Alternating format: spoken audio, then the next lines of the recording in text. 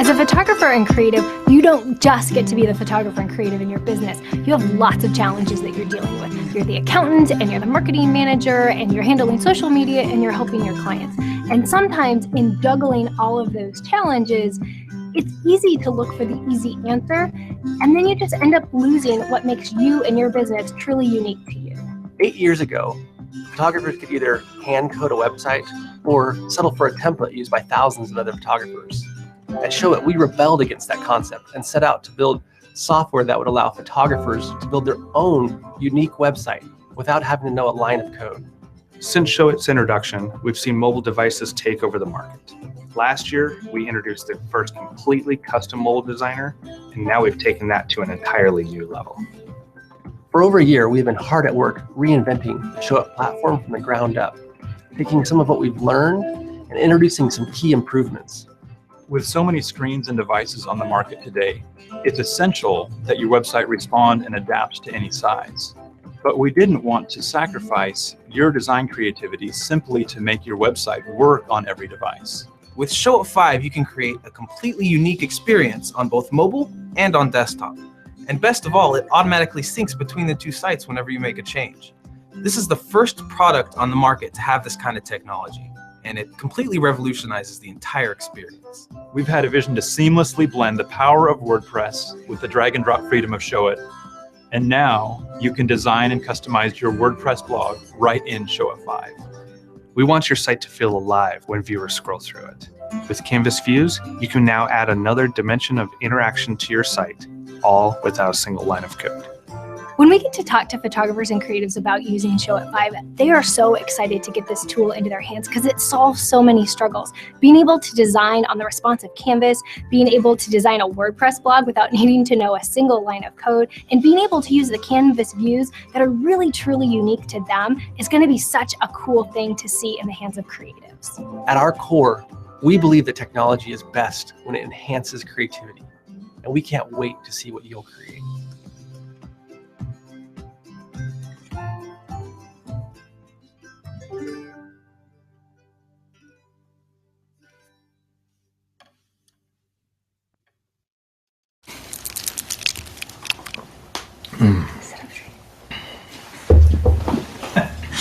Hi guys, and welcome to Showit Live here on showittier.com. I'm Field and this is Liz. We are so glad that you have joined us for our weekly webcast that we put together here at Showit. Each week we bring on a different guest and we talk about photography and small business ownership and creative life in general. And we always love it when we get to have guests actually in the studio. Field and I were practicing standing up straight today because we have a guest in studio right over here, and it's important to sit up straight. This may be, I don't know if we've had back-to-back weeks with an in-studio guest. No, we just have to get next week's guest to come all the way from Washington. You're right. But we'll talk about that at the end of the show. This is the beginning of the show. It's later days. It's the beginning of many exciting things are coming in later days, right? What are some of the things we have coming up? So there's this event. It's a big one. It's in a town that people go to frequently. Yes. Called Las Vegas. Las Vegas, Nevada, not New Mexico. Yeah. But there's an event called WPPI there, and we have our third annual. So that means we've done it more than once. Third annual Showit Tier dinner at the Wicked Spoon in the Cosmopolitan. It's pretty amazing. It's so exciting, and we literally are almost out of tickets. Yes, we are. And we are like down to handfuls of tickets because my email is just like firing off. I think if we get to nothing else today, we'll at least talk food with Stuart. Oh my gosh, we will totally talk food with our guest today. Our guest today is Stuart Thurlkill. He is a photographer based here in Phoenix. He's a really fascinating person. He was one of our speakers at United, and people just loved hearing from him. But before we get to Stuart, it's foreshadowing. That's foreshadowing. That is what is coming later on in the show. We want to celebrate our Showitier of the week. Yeah, so we have a couple cool things that we want to show you today because there's some big stuff going on. My goodness. It's not just WPPI that's coming up. There's something else. There's some pretty big things. One of the things we love to do here is we love to feature our Showitiers, right? The people that we love that also in turn love us. So big puffy heart. It's super great. And this year, it's been a long. Field is really tired because he was helping launch Showit 5 sites last night, like next to midnight. It was very close to. Yeah, we go into extreme exhaustion, extreme excitement. It's just going back and forth. But Amanda You know, Fothergill. Fothergill. Yes, Amanda Fothergill. Yep. She's from Knoxville, Tennessee, and Knoxville's a Aw. really cool place. But she is a wedding photographer, and she was actually a student when she found Showit. It has kind of a great story, and you can go to showithere.com to read Amanda's full story and how she became a photographer, how she found Showit, I think is in there, which is great. We love her website. It really feels, it's so beautiful, but it really gives you a great feel for who Amanda is as an artist. She's got a beautiful portfolio on there, which is very consistent, which is great. We're going to be talking about that during today's show, but go and check out her website, and right here on showithere.com, you can see an article that our team, Cassandra and John, put together all about Amanda. And what's great is I saw Cassandra was telling me about it because the article doesn't go live until the show goes live. That's right. I didn't have a chance to read it yet. But she was telling me how Amanda became a Showitier. Now, she started off with the 5 free pages, and then she worked her way up. But anyways, it's a great story, guys. Definitely go check it out. Because that's huge, and it's it's just a big part of what we do here. We love Showitiers of the week. We do. Very exciting because we love Showit sites. We do, and there are some new Showit sites. There are. So you mentioned, there were some non-sleeps happening in my life. There have been some great Showit 5 sites. That's right. That have launched recently. So exciting. One that we want to show you here is actually Creatrix. Creatrix. Oh yes, Jenna Hurd. She just moved to Austin, Texas, from Hawaii after a sort of trip around the world. She loves to travel. She's definitely got the wanderlust, as everybody talks about. And she created this site on Showit 5, working with her design partner. One of the Showit design partners, Rachel Earl. Absolutely. And it's a beautiful site. I love how, as you scroll down, JT is doing this for us, her menu bar stays at the top, which is a feature inside of Showit 5, sticky menus. Soup's easy to set up too. Really, really cool. And there's so much interactivity that happens within Showit 5 because we have this really cool thing called Canvas Views. And so you need to go and check out Jenna's site and go through creatrixphotography.com, see all the different interactivity things she did. That's not the only one. It's not. There's more than one. We actually can't get through them. Well, they're just starting to roll in, which is so exciting. But another one that we love and adore are Dee and Christina Robinson. Yes. And Christina worked hard on this site, and it paid off. The site is amazing.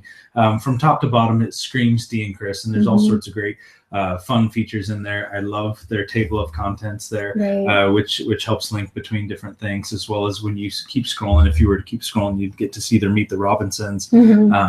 They linked out all of those images. I mean, they just did an amazing job. I love their site, and there's just a lot of really fun things happening on the site. And I love what Chris said last night. She posted in the Showitiers group, if you're in there, she posted announcing that their site had gone live and talked about how much she loves Showit 5 and that there is a little bit of a learning curve, but once you get in there and you play with it, like, you are going to fall in love with it. And I think all of us on our team, we're in love with it, and we're so excited to see all the people in the Creator Collective that are just loving it too and making some really cool sites. Yeah, and she killed it. I mean, she got every aspect of all my favorite features, everything. She got nailed down into the site, and she made it all look absolutely beautiful. It's gorgeous. So congratulations to Chris and Dee Robinson. They're out of Sacramento, California. They're a husband-wife photography team. And they're awesome. And we love you. We have big puffy hearts for you. Can we show one more? I think we have time. Let's do it. It's our show. Another one yesterday the launch was Holly Trues. Holly Trues, who has been a guest on Show before. She has. If you want to go back and learn about marketing to seniors, that was an excellent episode with Holly. Holly is a senior photographer based in Eugene, Oregon, where I went to college. Go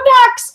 And we love Holly for all sorts of reasons, but we do love her because she's a big Duck fan. But her site is beautiful, and I think what's really great is that Holly has a very specific brand for her clients, and it really comes through on the site. You know who she is, you know what she's about, and you can get a real feel for what you're going to get as one of her senior girls.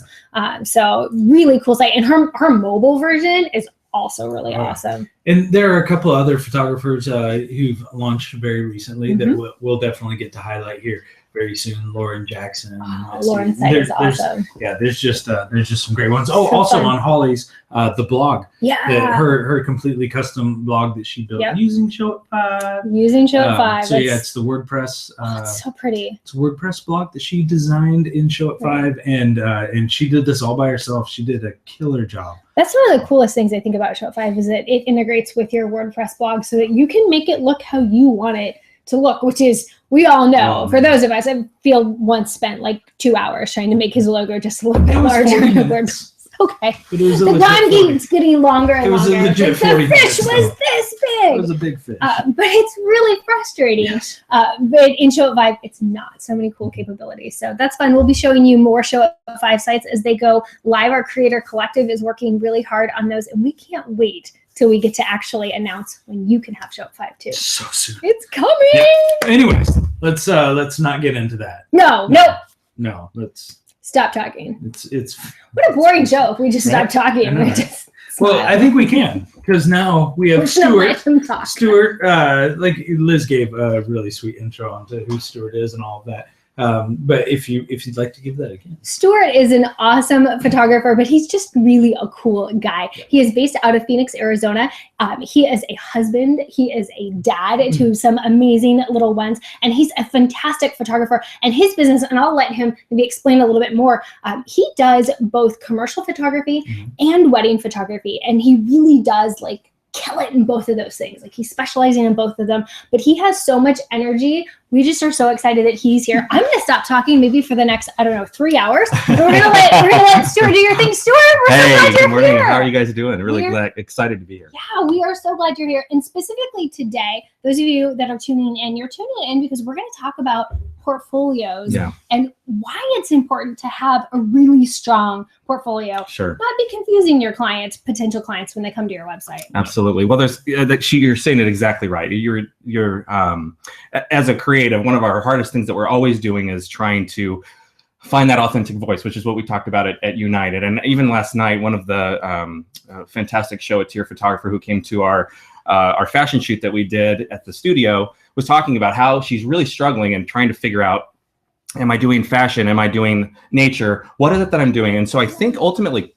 curating your work is the most important thing that we do. It's the difference between my 5-year-old who in the mornings sits there and plays on his guitar one note or on his little piano, one note after another, and ding, ding, ding, ding, ding. Well, that's not music, just one note at a time. But if we play multiple notes and we play them in the right order, it's like a master chef who puts his ingredients all together, then we're making a masterpiece. Then we're making a symphony, if you will. So that's what we're ultimately trying to do with our body of work, is create that music. I like how we went back to food, like right away. Oh, absolutely. That's honestly, there's so many parallels, though. I mean, Oh, the chef takes all these different ingredients, and we as photographers, we're photographing and we're capturing all these different little moments. And sometimes they're wide and epic and expansive. And then other times it's like intimate in details and sometimes emotion. And if you kind of put them in the right order, if you narrow that down to the right set, you notice you go to like, Cracker Barrel, so to speak, and they just kind of give you a ton of everything. Sure. Right. Well, that's not necessarily like fine dining. But if you go to Roca Coeur up in North Scottsdale here, you give you just a little bit of something amazing, and they give you a little this and a little that, but just a little bit. But the flavors explode. And that's what you want to do with your body of work, is you want to make those flavors, if you will, explode for your clients. So how do you do that? We hear a lot from photographers. They say, well, I like all sorts of things. And they try all sorts of different styles. Sure. They try all sorts of different editing styles. How do you actually figure out what it is that you like? Because you might like a lot of things. How do you narrow that down so that you get consistent style in your portfolio? I mean, I think you start with what you have. And I think one thing that people trip up on is they wait to edit their body of work until they have that amazing style shoot that they thought, or that incredible project that they were, really thinking about for a long time, and they wait. And you don't have any time to wait. As a creative, you want to put it out there right now, and you don't know what you're missing until you have gone through this process. So what we do is we start with, our whole body of work. I'm sitting there generating, trying to narrow it down to about 1,000 images. It's a working edit. And so we go through every single week, and you constantly be editing. But then you want to do 2 big edits a year, in my opinion. You want to do one edit as you pool all of those images, start to put them into categories, put them into different sections. Maybe it's emotions, maybe it's details, maybe it's, that, father-daughter dance, whatever it is, and you put them into categories so that you can start to whittle down to find those magic moments that come and rise to the, to the top. One of the things that then sort of the next step that you would want to do, I guess, would be to start to like pare that down to like, hey, let's chop down to 100 images, which is feels brutal. I mean, you feel like you're losing your favorite babies, you're like, oh my, how do I pick my favorite child? I mean, I just had a brand new one. It's like for everybody else. Yeah, no. I've only had one, so I can only have one favorite. I thought everybody just said it's this one. Exactly. For these reasons. And I feel like the struggle always is to try to figure out what it is that you want to, what do you want to say? Right. I try to find maybe 1 or 2 images that are like, this is exactly who I am as a photographer. And I try to start right there. And then as you're building a body of work, it's again, like making music, what's the next note? So if I'm, and it changes a little bit too. I mean, we're constantly building portfolios. So, you do slideshows. That's a portfolio of the recent wedding. We're doing our Instagram feed. That's totally different, where you're trying to create a consistent brand across a visual. So you need to know what the audience is, who you're trying to communicate to. But ultimately, I think you want the strongest work, maybe 20 to 30 images to stand and rise above and say, this is my voice. This is why I'm here. And this is, and then, to reach out to that audience who understands and connects to them. So it's very consistent then with your brand. Absolutely. You can look at that image and be like, yes, that's absolutely. But it doesn't always have to be the same kind of image. And I noticed that one of the things that I'm noticing a trend in our industry right now is for everything to look exactly the same. Every image. It's got a floral crown. Yes. And the floral crown is either on a horse or it's on a inanimate object like a chair. Yes. Yeah, no, I definitely raise your hand to floral crowns. Absolutely. And that will be a trend right now. But I think one of the things that ultimately our clients, and that might be an art gallery, speaking out to the broad section of photographers that are listening, you need to understand and know who your audience is, and they need to know who you are pretty quickly. I mean, you have, in the commercial world, you have 10 minutes with a potential sit down. In a wedding, they make an instant, like what they say is, charm and a smile can get you in the door, but the book, your portfolio, that printed book, that piece that's amazing, that closes the door, and it closes it for everyone else. And that allows you then to do what you ultimately want to do, which is create new work, and that moves you forward. Okay. So as a photographer, you don't want to have a trendy portfolio. You want to have a portfolio that is your style and your brand. Well, am I hearing that? I don't know if it's so much trendy. I don't want to be. I'm not negative on the sense of that. And I didn't mean that with floral crowns either. Of course. There's some beautifully done floral Absolutely, crowns, and I mean, I'm inspired by a lot of that. Yeah. I think that there's so many different, and that's one of the beauties of this kind of platform here, is that it embraces so many different kinds of creatives, and that there's no wrong answer. I think one of the things that an editor, a picture editor, did for me, I've worked as a newspaper photographer, I've had an opportunity to work under some incredible picture editors. A picture editor allows you to sort of step back from your work and see what's the story, what's the narrative that you're ultimately trying to tell. And I think our body of work wants to take people somewhere. I mean, if it's music, it takes you somewhere. There's crescendos, and then it drops back down. So if it's always the same, detail, portrait, detail portrait, and then wide, it always has the same color palette. That can kind of start to feel, that can look great again. Same note again. It does, but I mean, and that can be great for a consistent branding perspective. It's great marketing, but it doesn't necessarily elevate the art. And I want to just encourage people to try experimenting and try adding different elements to their body, so that as you move through the photographs, as you're looking at that portfolio, you're creating something that people can connect to at different points along that journey, because not every client is the same. Right. So you do both wedding and commercial photography. Yes. How does that work for you in terms of, like, you're doing this twice, you're going through this portfolio process twice, because they're very different, correct, in terms of what they're looking for? I would imagine that a wedding client they want to connect with you, right? Yes. They love you and they want you to be part of their day. And a commercial client is really connecting more with the work, saying, does this meet my needs? Right. I actually think that they're both in the same place. Okay. I feel like Yes, they want to connect to you in the wedding world or in portrait world. Yes, that's a critical, important piece of the equation.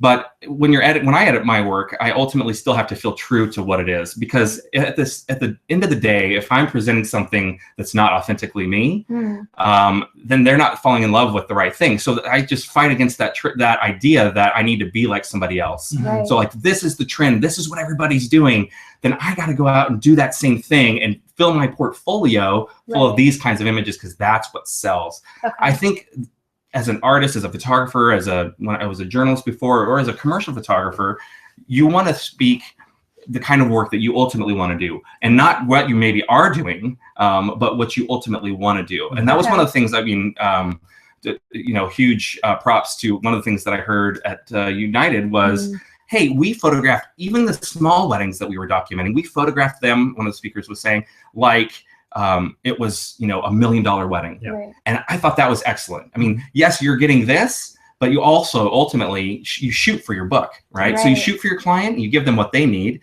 but you also shoot for yourself, which is something that feeds your soul. And I run into a lot of creatives who feel like their souls have just been sucked out, and you're trying to create and edit a very specific body of work, and it can be daunting.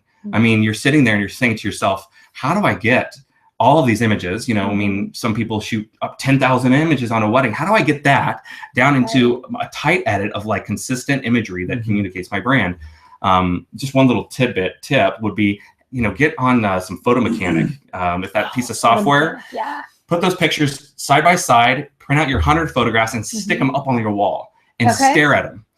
Get it up on that wall or on the floor. When I have friends that have asked me, or I ask friends to look at my work, we print it all out. We lay it all out on the floor, and you start put pairings together, and you see that something magical happens when you put one photograph next to another. A third dimension happens, and it's not just like, hey, I saw a pretty bride and then like a little leaf photographed together. That is nice. Nothing wrong with that. But when you take a picture, and you place them together, even like a third photograph in pairing, that can be super powerful. So it's storytelling. It's absolutely storytelling, because ultimately as people, that's what we're connecting to. I mean, yes, we see beauty and we desire that, but the thing that ultimately drives us is narrative. Do you, as a storyteller, do you go into a wedding thinking about the story that you plan to tell? Or are you incredibly intentional going into that day? Thinking, I might shoot 4,000 images today. Sure. This is the story that I want to tell because you already know about the bride and groom? Or is it something that just really organically develops? I would say both, but primarily my perspective has shifted, but not as much as some. I think that there's a very strong sense that we come into a wedding as artists and we have a voice, and we do have that very unique perspective. I don't personally find that I feel very comfortable doing that. I feel more comfortable being more like a mirror. And so I try to listen very hard. And that's, I think, maybe by background as a journalist. It's a little photojournalism. It's very photojournalism background. And so I try to listen and be a little bit more responsive to those moments and anticipate them. I don't tend to place people into the kind of narrative that I think fits. So you're not directing. I am not. That's not my personal style. There's clearly room for that, and I've seen some incredible work that's inspiring that's not out of me. But I don't think that fits me personally, and it's not where I'm going.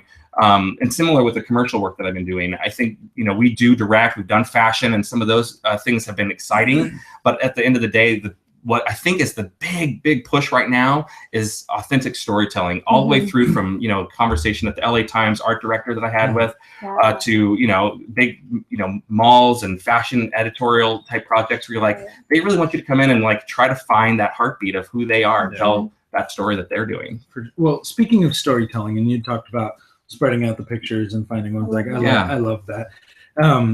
Ashley Martins, who's actually watching from Vancouver. Hey. But she's a real sweetheart. But she wanted to know, so, okay, you do that, right? You get these images out and you pair them. How many images would you display on a gallery or something on the website, for your weddings? Yeah. How many images am I going to display? My opinion is changing on that. I used to think that it was a lot. I felt like maybe, you know, a portfolio could be, you know, 40 or 50 images. I feel like less is increasingly more. The attention span of is very, very short. I know that I'm that way. It's like, so I feel like 20 images in a gallery is like magic. Okay. And then, of course, like when I go into a meeting with a potential client, that's where I have an opportunity to show them. But I even say this, like, edit for something and then print it out. Printing it out and setting it in front of somebody in a tangible format is so powerful. So maybe that 20 or 40 images, but then take that next step and do that second book that is like a full wedding or or your secondary, you know, portfolio that you want to showcase. I've even found, you know, I mean, I traveled to Cuba a couple of years ago and I did a bunch of documentary work, which is really close to my heart. And it was so painful because I shot, you know, thousands and thousands of photographs. And I send my work off to other people and just ask them, like, hey guys, you know, what are you seeing here? What works together? I mean, is there gesture in this photograph that works with that photograph? And how do we make this, you know, work really tight? Because it's really hard to do by yourself.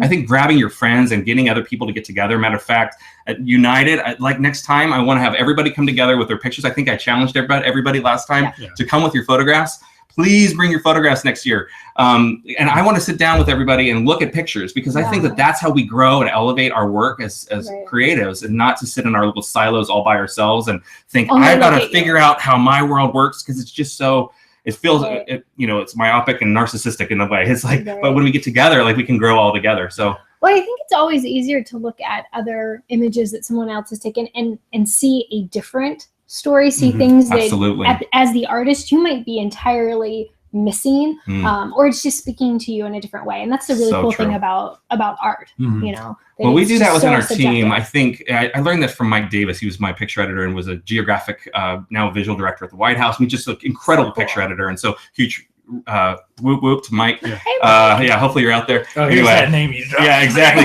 Thank you. And endorsement check. And so anyway, he would talk about finding, you know, a diamond in the rough. Like he would go through, you know, all these rolls of at the time film and the digital frames, and he was looking for like that one thing that gave you a truer sense of the story that you were trying to tell.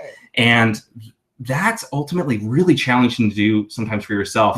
Another picture editor, Mike Hamsel, who's over at Dallas now, he would find the one frame and he was like, Stuart, this is the photograph that you need to go and dig harder on this kind of image, because it had sense of place, or it had different layers and other commodity or, you know, qualities that I think sometimes we in particularly in the wedding world, we just don't have that ability to push each other. We see these images at WPPI or whatever, and we think, well, that's an award-winning photograph. But you know, there's lots of different ways to communicate great visuals that people connect to. And having that iconic image from each wedding is really a great thing to do and to have as an artist. I have loved that, thinking like that's the one image. I mean, you're gonna get 1,000 of them, but that's the one that I really feel like my heart is tied to and I'm emotionally attached to. And it's so interesting to think of that in terms of like newspaper, where you get one photo for, you know, maybe 1,000-word article. You just get one picture and you have to choose the one. And it's even like the Pulitzer Prize winning photograph of Obama right after his speech. I mean, there was 1 million photographers out there, but there was one image. There was one image. And so if this is the passion I think that gets me pumped up about editing a portfolio, is that I'm looking for that one image that like speaks volumes, that will grab a person's heart and make them go, wow, I want my story to be told like that. And I mean, so it's kind of, I was going to show a video, but JT said I'm not allowed to for copyright reasons. So anyway, so Lightning McQueen, I have basically a 5-year-old, a 3-year-old, and a little baby infant, 2 months old. And we watch a lot of Lightning McQueen. And my favorite part is when Guido takes Lightning McQueen and he says, you don't know what you want. You don't need black ball tires. You need a white ball tires. And he goes, they say, look at me and love me. You know, it's like that. It's like, that's what a great photograph does. It says, look at me, love me. And then it takes people and it gets them pumped up. I mean, a great photograph changes us. It's a universal language. So having those 20 great photographs on your site is way better than 40 or 50 that really don't connect with you or offer that story. And something that I had heard, I mean, I've heard it many times. The last time I remember hearing it was Mary Morantz was saying it. She's like, if you have 10 great images and 5 good images, you have 15 good images. Yes. Like just the quality of each image actually matters in what you're going to display in a gallery. And so if you only have 8 great images, show your 8. Great. Yeah. Don't show 12. Don't show 8 Right. great and Yeah. 4 good. Show your 8. Yeah. Like, so I think that's always stuck with me. Well, and they Agreed. are so good, Justin and Mary Moran, Right. at doing that Absolutely. and having an iconic image from each of their weddings that they share out. They even name their Absolutely. images, which is really kind of cool. Yes, they do. They give them. I like they give them that. And names. I would say that, on top of that, I think one of the things that I don't see people doing, and again, with weddings in particular,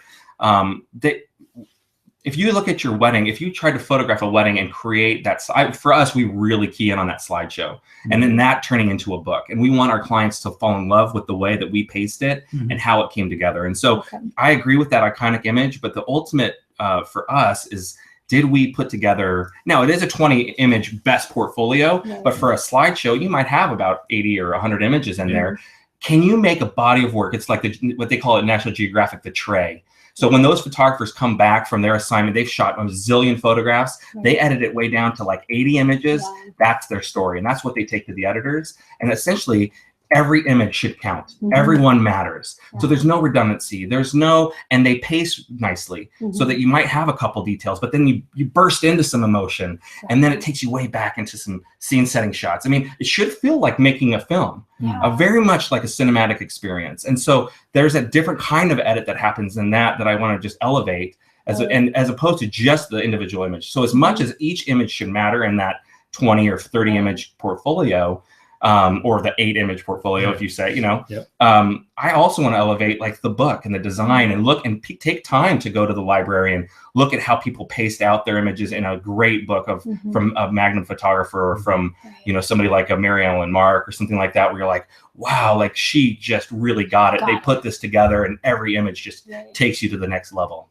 That's awesome. I love thinking about the intentionality through the story and how it all kind of comes together in one piece. Yeah. That's great. So, Stuart, have you done your 2015 portfolio yet? Well, have you done your work? This is like, preaching to yourself, right? It is. And we're challenged with this as well. I mean, we're going through this process ourselves, and we do it every couple of years. We're wanting to do it every single year. And so we've been culling together all those images and cutting it down. And it's a painful process, definitely. And we're at that point right now where we're sending it out to people and getting that feedback.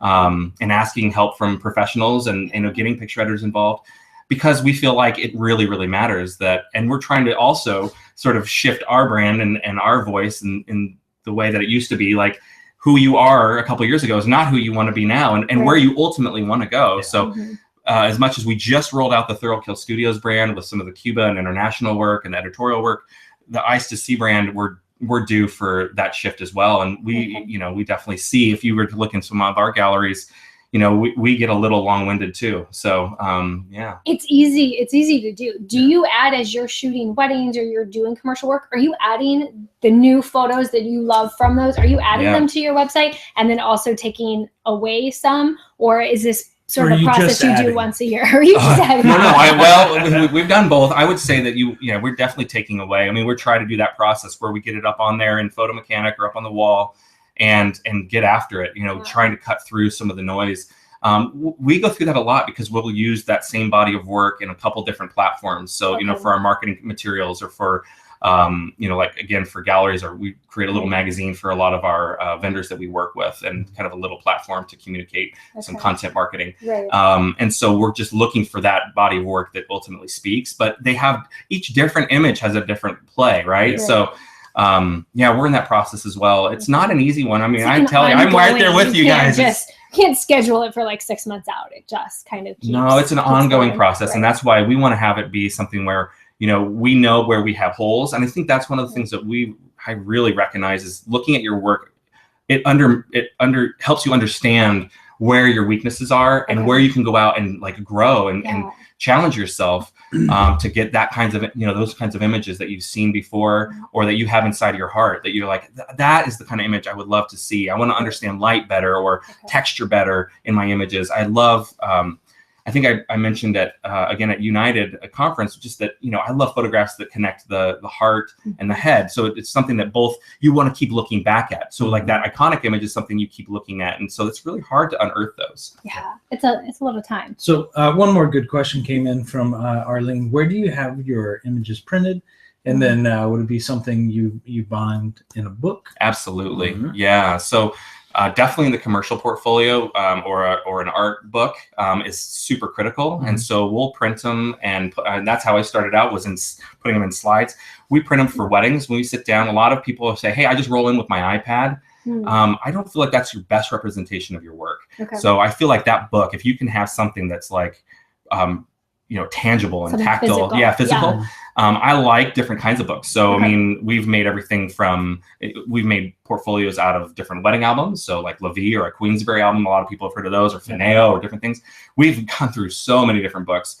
Right now I'm kind of the mind that I actually want to strip that way down and actually just go with a box of matted prints and simplify it, because I want each image to have a narrative or a pairing that I present, and I want the focus, the viewer's eye, as opposed to just in a flipping of the book. And then of course we bring in the iPad or a secondary album. But some of the other things, there's some great print books out there that are awesome for just print binding and books.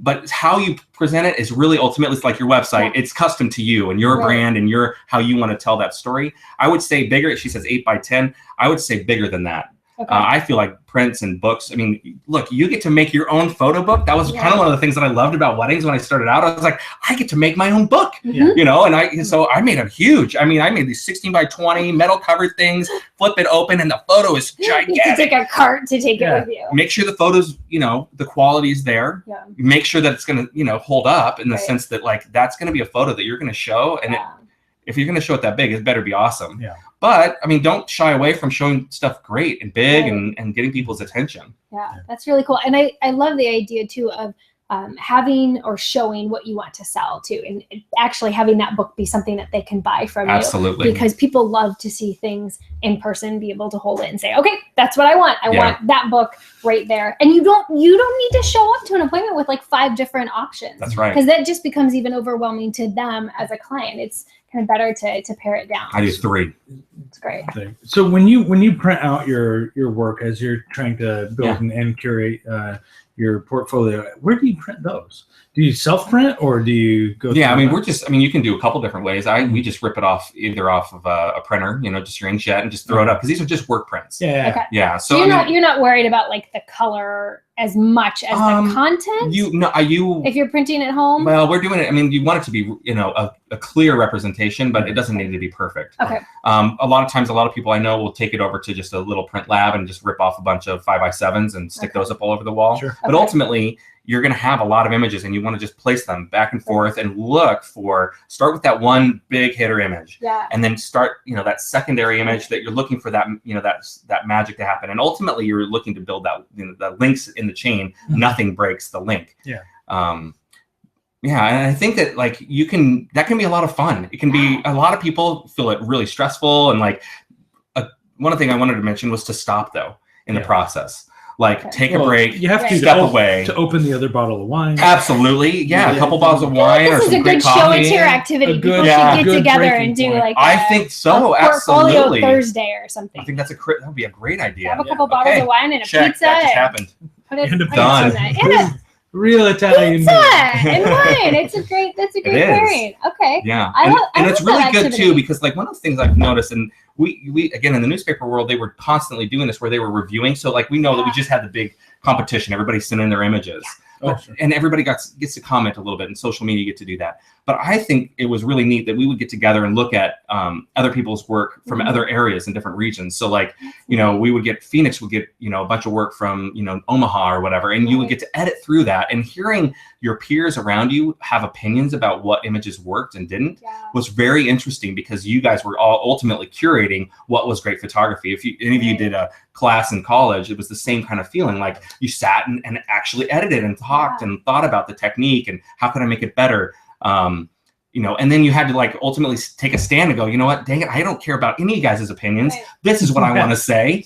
You know, and I remember like my first Forget all of you guys. Hey, first portfolio edit was like that. I walked into the room and the guy looked at it and goes, "Oh man, mine has hurt in my eyes," and I was like, "That just won a major award, man. I don't know what you're talking about." Major award. Beauty is in the eye of the beholder, and if you love to look at photos and you want to choose one of 4, you can go and participate in the shoot and share contest right now. There you go. Because voting is going on, and there's a chance to say like, that's the one I like, and I don't care if it's maybe not the one I think I should pick. Yeah. That's the one that speaks to me. Every year. Every year. Carrie couldn't sleep last night. I think she spent an hour. Doing. Like all of a sudden, I woke up at 2:00 in the morning and she was out on the couch, and I was like, Carrie, you know, she had her phone. She was out. She was asleep. Yeah. So I put her to. It did the job. Like, but if you think Pinterest is a rabbit hole, go and vote in the shoot and share contest. Yeah, but that's also a great way to see other people's work and to start thinking about what it is that I like and why I'm going to choose that photo, and I'm willing to stand up for it. And I think this is just a really important activity that people need to do. We actually have something going on right now called the 5 Weeks to a Better Brand series, and you can sign up for this at any point, but we would love it if you would start it now. And it's a 5-week series that you're going to get an email every 7 days that's going to help you. I had to think about that. It's once a week. Yeah, I'm so bad at math. I'm very creative. It's 7 days. But every 7 days for 5 weeks, you're going to get an email, and it's going to help you to create a better brand. And actually, this week's email is about curation and just going through that. And it's hard, but you don't even realize you're curating all the time. If you've got an Instagram feed, if you're posting to Facebook, you really are curating, but you're maybe not doing it in the way that's best for your business. Absolutely. So get out there and start curating those portfolios. And I think Ashley's got another question here. Yeah, that's another good question. So how many times do you change your gallery, say, per year? Should you always keep a signature image that people will recognize? So I want to give my take. Yeah, please. First, I think you update it as often as you have like your best images. So whatever, I mean, as artists, it's hard because you take a picture and you're like, oh, it's the best picture I've ever taken. And 3 hours later, you're like, man, that's junk. Why didn't I do this? How come that's bad? And then 2 weeks later, you fall in love with it again. But I mean, that's at least my take on it. Yeah. Your take. I think there's a reason that we have a blog. Yeah. And that constant feed of content that's going out there. I've seen a couple different websites where they would literally land of like they say like you're only as good as your last image, right? Yeah, I mean, but that's kind of the idea, right? It's like, you wanted to be for your clients going out and creating the very best work that you possibly can for them. Now, I know some people that just don't put up stuff that doesn't fit their brand, and like they don't put up the weddings that don't work their way, and that's a real marketing strategy. I think that can be I mean, that's that's your strategy. That's the strategy. Yeah. But for me, I think that we put up our work. We don't do it nearly often enough, but I think that we put it up and we try to change out the headers on our galleries and put up some of those images that are more those iconic grabber images that people have connected to as often as you can. It's not always an easy process because you're busy and you're running your business. But here's the thing I noticed, and I love the show on Netflix, The Chef's Table. And there was one of the chefs that he never was able to like grow his business where he wanted to. He was from Australia. I think it was like the fourth show. And he was like, I'm drowning in anonymity. Nobody knows us. We're just not doing anything that we want to do. And then he goes in and he starts taking Tuesdays to experiment. And he started putting that work out there for people to taste and experience. And sure enough, he exploded onto the scene from his work that he did on Tuesdays. Yeah. So I think that idea of experimentation and then proclamation, like I experimented, here it is. Yeah. What do you think? That's the work that you ultimately, like you said, want to be doing, and you want people to hire you for. Right. So that's really critical that we do that and put it up, I think, as often as you feel comfortable. Carving out a little time to work on your business and not just in your business it can really pay off. And the cool thing about having a Showit site is that it's so easy to change out those images. And you guys, Showit 5, like it gets even easier because you're sitting here talking and I'm thinking, oh, I could have a canvas and I could have a canvas view, and that could just easily like switch out every time I shot a wedding. Like I could just put up my favorite image and that could link to the blog post, and my mind is just there's a reason why it says drag and drop it like it's hot. Drag and drop it. We need, I mean, I know that's a song, but like it is. Here we go. Yeah. Cheers. Cheers. We don't want to break that mug. This This is is pretty sturdy. This is the second iteration of this mug. The first one died a very sad death very as it sad. fell to the floor Field, like no. 9 feet below. He was murdered. Field seems to think I murdered his first mug. No. I did She not. had Jason assassinate the mug. It was No, You can Jason. feel the love in this. Jason replaced the Headquarters. mug. Yeah, so I'm Jason- thinking if you replace the mug, No, Jason is it was- probably taking the it blame was a for the moving mug. accident. It was a a- moving. We were moving our set table at the time. Aw. Thank you so much, Thank you Stuart, for for having coming me. and doing Yeah, this. It was thanks, so everybody. much Yeah. fun. And you guys, thank you so much for all of your questions out there in the chat. We truly appreciate it. This is a really important topic, and it's something that you should be doing. So one question came up right at the Oh, end. let's do it. What's We've the got difference time. between Showit and Showit 5? Oh man. It's We a don't real have time for that. No. It's a real simple explanation. So Showit, as you know it now, is a beautiful custom drag and drop web designer. Showit 5, the exact same thing. It's just run on a different platform. So it's our next major Yeah. update, and it is coming out very soon, unbelievably soon. Like you may have a week or two left but anyways, The wait is almost it's over. nearly Let's say over. that. Drum roll. and so Arlene, it's just a new way to create and design websites using the same drag and drop techniques that you'd use right now on Showit desktop. So Awesome. It's HTML5 Mhm. based, which is really cool. Yep. It integrates with WordPress, which is see, that's the cool. That's like there are three major awesome. things Yeah. that are fantastic about it. One, you can design your mobile and desktop side by side So at the same cool. time. Build it all out. It's beautiful. Two, Liz mentioned this thing called Canvas Views. They Oh my add gosh. depth to your site. So have, to like, like if things you have a moving long in and scrolling out site, and- yeah. I've been dreaming in Canvas views. It's Whoa. really, yeah, no, Me and your dreams, I'm whoa. like, yeah, my dreams last night were like things like sliding in and out. And I woke up and I was like, oh, it's another Canvas view dream site. It's And like then- being at work all night long. And then one of the biggest jaw-dropping things that's the shut up and take my money piece is you actually get to design your WordPress blog template using Yeah. Showit. So the same way that you design a Showit site, you actually get to design your WordPress blog template, which is unbelievably It's easy so and cool. and it turns out beautiful. You can Yeah. go to like Christy Dickerson's site is a great example of that. And I mean, people just Holly True that Oh my we showed gosh. earlier on That today. site is Same awesome. thing. Just some great, wonderful. It's super easy. It's super fun, Mm-hmm. and you can move things around. You can change colors. You can change text, and you don't ever need to know a line of code. Yeah. So Not same basic idea between Showit and Showit 5. Yeah. Showit 5 is just it's the It's like next on version. steroids. It is. It's It's pretty yeah, cool. legit performance enhancing. Legit performance enhancing for your business. This is performance enhancing, and we are so excited. We'll be teaching you more about Showit 5 Very in the shows to come. We'll actually have you join us, and we'll teach you how to use some of the cool features Mhm. in Showit 5. But next week, our guest is Mary Rosa Anderson, and she is a photographer out in Washington, in the Washington, D.C. market. She has both a job and a business, and she's fascinating to talk to because she loves both, and she wants to share with you how you actually can have both. And it doesn't mean you're not a pro photographer for sure. if you have another job. And she's rocking both. I think she shot 40 weddings last year, Wow, which you is like go, girl. 3 You times go, the girl. size of the number I ever Wow. shot. And she had a full-time job in the tech industry. That's crazy. Yeah, That is crazy. It's gonna be a really, really cool Love show. that. But she's got some awesome workflow things, and she just really wants to encourage you that you can be both a creative and an employee. Yep. Totally possible. Awesome. So, All right, guys. yeah. Thanks for watching this week, and we'll see you Ooh, next week. and go sign up for 5 weeks to a better brand. You can Do it. find that right here on showithere.com. Awesome.